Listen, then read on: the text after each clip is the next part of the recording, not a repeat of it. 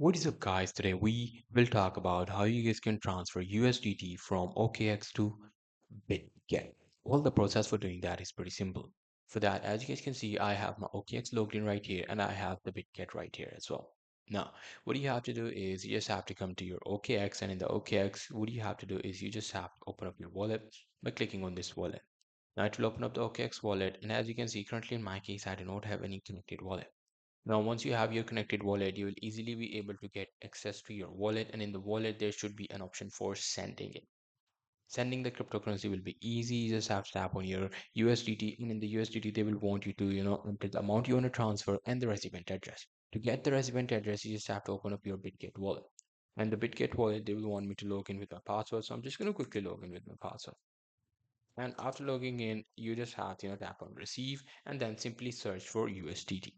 Now searching for USDT will bring up USDT. Just select the USDT you want to deposit and you will get the wallet address. Just use this address in the OKX to transfer the funds to your Bitget wallet. That's pretty much it. That's how I'll be able to do it. Hope you guys find this video helpful.